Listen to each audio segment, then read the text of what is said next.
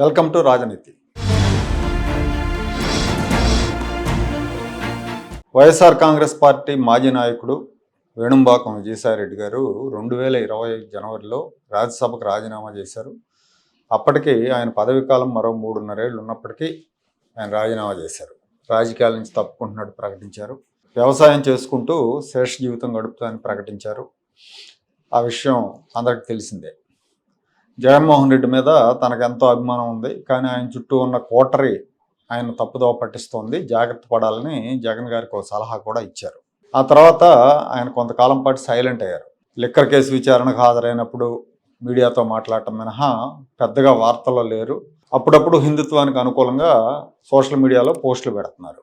ఈ మధ్యకాలంలో ఆయన వ్యవసాయం చేస్తున్న ఫోటోలు కూడా సోషల్ మీడియాలో పెట్టారు. పళ్ళ తోటలకి ఆయన తయారు చేసిన న్యాచురల్ పెస్టిసైడ్ పిచికారీ చేయటం, జీవామృతం తయారు చేస్తూ ఆ ఫోటోలు ఆయన సోషల్ మీడియా అకౌంట్లో పోస్ట్ చేశారు.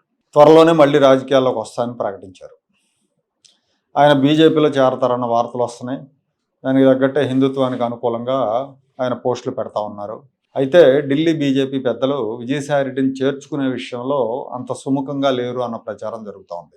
కారణం ఏంటంటే విజయసాయిరెడ్డి వైసీపీలో ఉన్నప్పుడు వివాదాస్పద నాయకుడు. అప్పట్లో వైసీపీకి బీజేపీకి సత్సంబంధాలు నెలకొల్పడంలో ఈయన పాత్ర ఉంది. అసలు జగన్మోహన్ రెడ్డికి బీజేపీకి లింక్ కుదిర్చిందే విజయసాయిరెడ్డి అని చెప్తూ ఉంటారు. ఆయన వైసీపీలో ఉన్నప్పుడు చంద్రబాబు నాయుడు గారిని, లోకేష్ గారిని, పవన్ కళ్యాణ్ గారిని చాలా తీవ్రంగా విమర్శించేవారు.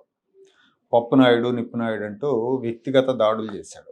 అందుకే బీజేపీ పెద్దలు ఆయన్ని బీజేపీలో చేర్చుకునే విషయంలో చంద్రబాబు అభీష్టం మేరకు చేర్చుకునే ఆలోచన చేస్తున్నారనేది ఒక ప్రచారం ఉంది. చంద్రబాబుకి ఇష్టం లేకుండా విజయసాయిని చేర్చుకునేందుకు వాళ్ళు సుముఖంగా లేరు.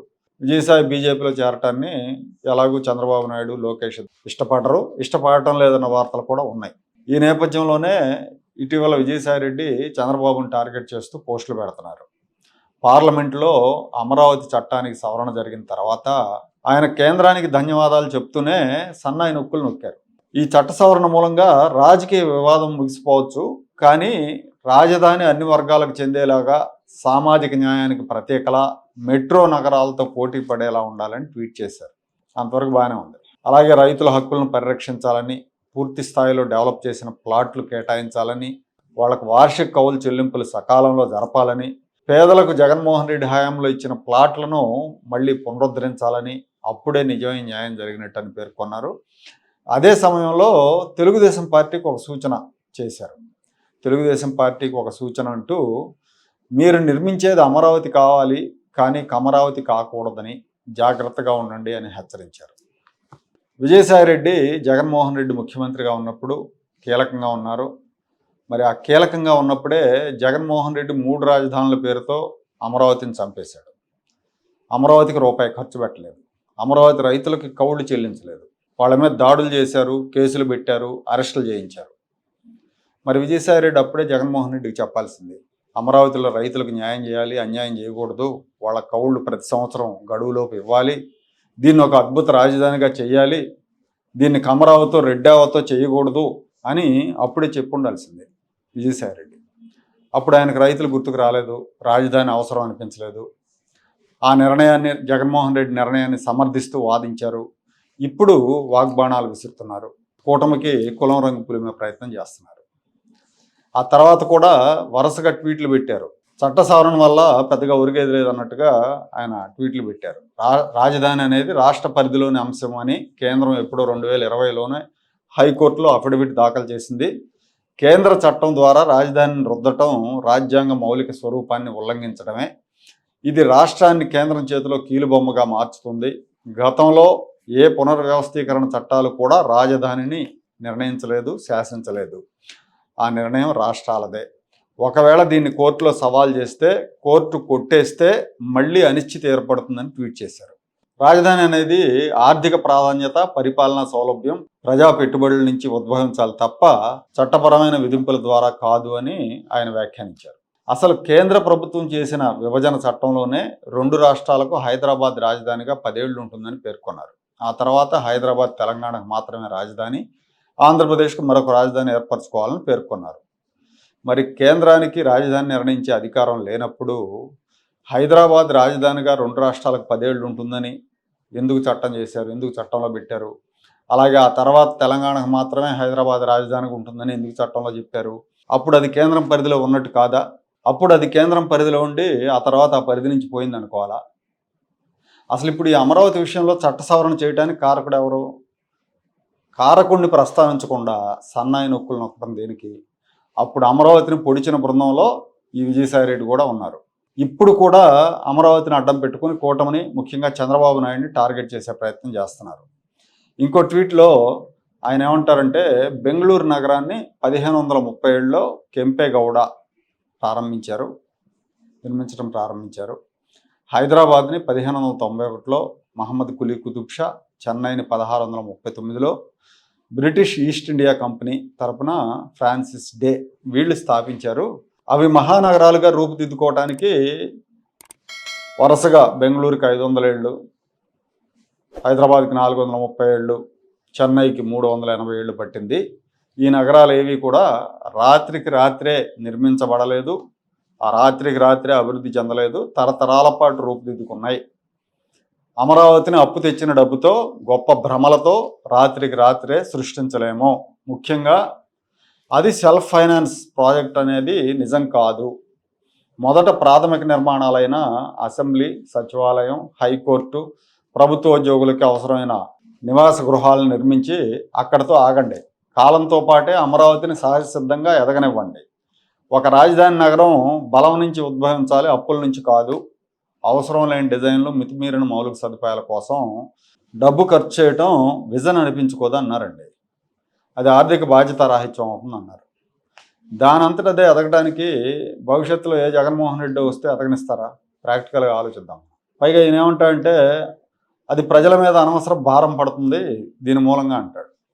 ఇక్కడ విషయం ఏంటంటే, సరే బెంగళూరు, చెన్నై వీటి గురించి మనకు ఎలాగో తెలియదు, నాకైతే తెలియదు ఆ ఎలా డెవలప్ అయినాయో, ఎన్ని ఏళ్ళలో డెవలప్ అయినాయో అంత అవగాహన లేదు. కానీ ఒక 25 ఏళ్ళు హైదరాబాద్లో ఉన్నవాడిగా హైదరాబాద్ గురించి అయితే కొన్ని విషయాలు నాకు తెలుసు, దగ్గర నుంచి చూశాను. 2000 సంవత్సరానికి ముందు హైదరాబాద్ విస్తీర్ణం 173 చదరపు కిలోమీటర్లు.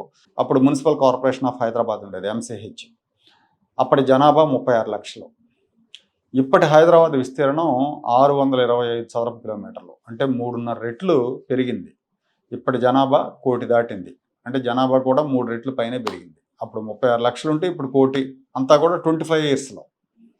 IT, pharma industries, banking sector విస్తరణ మూలంగా ఆంధ్రప్రదేశ్ నుంచి, దేశంలో ఇతర రాష్ట్రాల నుంచి హైదరాబాద్కి వలసలు పెరిగినాయి. తెలంగాణ రాష్ట్రంలో జిల్లాల నుంచి కూడా అదొక పెద్ద ఉపాధి కేంద్రంగా మారింది. 25 ఏళ్ల క్రితం హైదరాబాద్ని, ఇప్పటి హైదరాబాద్ని మనం పోల్చలేం. ఇప్పుడు ఔటర్ రింగ్ రోడ్డు మొత్తం నిండిపోయింది దాదాపుగా. 25 ఏళ్ల నాడు దక్షిణపు సరిహద్దు ఓల్డ్ సిటీ, ఉత్తరం వైపు సికింద్రాబాదు, తూర్పు వైపు ఉప్పలు లేదంటే వనస్థలిపురం, ఎల్బీ నగర్ అనుకోవాలి. పశ్చిమ వైపు మెహదీపట్నం, వాయవ్యంలో కూకట్పల్లి కూడా సపరేట్ మున్సిపాలిటీగా ఉండేది, అంతవరకు ఉండేది. అప్పట్లో వాణిజ్యపరంగా ప్రధానమైన ప్రాంతాలు, కమర్షియల్ ఏరియాస్ ఏంటంటే అబిడ్స్, కోటి, సికింద్రాబాద్ ప్రాంతాలు. షాపింగ్లకు అక్కడికి వెళ్ళేవారు.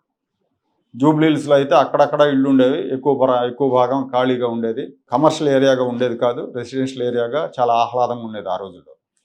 2000 సంవత్సరం తర్వాతే నగర విస్తరణ ప్రారంభమైంది. దక్షిణాన శంషాబాద్ దాకా విస్తరించింది. పశ్చిమ దిక్కున గండిపేట, శంకరపల్లి, BHEL దాటిపోయింది. ఉత్తరం వైపు కోంపల్లి, మేడ్చల్ దాకా వెళ్ళిపోయింది. తూర్పు వైపు గట్కేసర్ దాకా వెళ్ళింది. సైబరాబాద్ పేరుతో ఒక కొత్త నగరం వచ్చింది. ఇదంతా కూడా 25 ఏళ్లలోనే జరిగింది. 25 ఏళ్లలో జరిగిన డెవలప్మెంట్ అది. విజయసాయి రెడ్డి చెప్పినట్టు పాత హైదరాబాద్కి 400 ఏళ్ళు పట్టి ఉండొచ్చు, కానీ కొత్త హైదరాబాద్ 25 ఏళ్లలో డెవలప్ అయింది. దానికి బీజం వేసింది ఎవరో కూడా అందరికీ తెలుసు. కానీ ఆ విషయాన్ని ఎవరు ఒప్పుకోరనుకోండి చాలామంది. ఎందుకంటే దానికి బీజం వేసింది చంద్రబాబు నాయుడు. చంద్రబాబు ద్వేషులు దాన్ని అంగీకరించరు. ఇంకో మాట ఏంటంటే, సెల్ఫ్ ఫైనాన్స్ ప్రాజెక్ట్ కాదు, అప్పు చేసి నిర్మిస్తున్నారని ఆయన తప్పుడు ప్రచారం వైసీపీ వాళ్ళు చేసినట్టే చేస్తున్నాడు. అమరావతిలో ప్రభుత్వం చేతిలో ఉన్న ల్యాండ్ బ్యాంకులోంచి ఒక 5,000 ఎకరాలు అమ్మితే తక్కువ 50,000 కోట్లు వస్తుందని ముఖ్యమంత్రి చంద్రబాబు నాయుడు చెప్పారు. ఇది కాక 50-60 వేల కోట్ల విలువైన పనులు జరుగుతున్నాయి. వీటి మీద GST ద్వారా ప్రభుత్వానికి ఆదాయం వస్తుంది. లోకల్గా వ్యాపారాలు పెరుగుతాయి. ముష్టి వాదనలు చేస్తూ నగరాలు క్రియేట్ చేయలేరు, వాటి అంతటా అవే డెవలప్ అవుతాయనటం ఒక ప్రాంతం మీద లేదంటే చంద్రబాబు నాయుడు మీద ఉన్న అక్కస్ తప్ప ఇంకోటి కాదు. ఇంత విజ్ఞాని జగన్మోహన్ రెడ్డి హైవే పక్కన రాజధాని కడతానంటే దాని మీద వ్యాఖ్యానించడం, దాని గురించి నోరు మెదపడం, రాజకీయాల నుంచి విరమించుకుంటానని ప్రకటించి ఏడాది తిరగకుండానే నిర్ణయం మార్చుకున్నారు. సరే, అది ఆయన వ్యక్తిగత ఇష్టం అనుకోండి, ఉంటే ఉంటారు, లేకపోతే విరమించుకుంటారు. దాన్ని మనం ఎవరూ తప్పుపట్టాల్సిన పని లేదు. కానీ వీళ్ళు మాట మీద ఎంతవరకు నిలబడతారంటానికి ఇది ఒక ఉదాహరణ. ఇప్పుడు చంద్రబాబు మీద పరోక్షంగా చేస్తున్న విమర్శలు రేపు డైరెక్ట్గానే చేస్తాడు, చేయొచ్చు కూడా. కారణం ఉంది దానికి కూడా. తన బీజేపీ చేరికకు చంద్రబాబు అడ్డుపడుతున్నాడన్న భావన అయి ఉండొచ్చు. లేదా బీజేపీలో అవకాశం లేకపోతే వాళ్ళు షట్టర్స్ దించేస్తే మళ్ళీ జగన్మోహన్ రెడ్డి దగ్గరే చేరాల్సి ఉంటుంది. అందుకే జగన్మోహన్ రెడ్డికి నచ్చే విధంగా, ఆయన మెచ్చే విధంగా ఈయన అమరావతి మీదుగా చంద్రబాబు మీదకు మాటల దాడి మొదలుపెట్టారు అనుకోవాలి. రాజకీయాల్లో ఎప్పుడేం జరుగుతుందో చెప్పలేం. విజయసాయి రెడ్డి జగన్మోహన్ రెడ్డికి దూరం అవుతాడని 2 ఏళ్ల నాడు ఎవరు ఊహించలేదు. ఇప్పుడు దగ్గర అవుతారని కూడా ఊహించలేం. కానీ భవిష్యత్తులో ఏదైనా జరగచ్చు.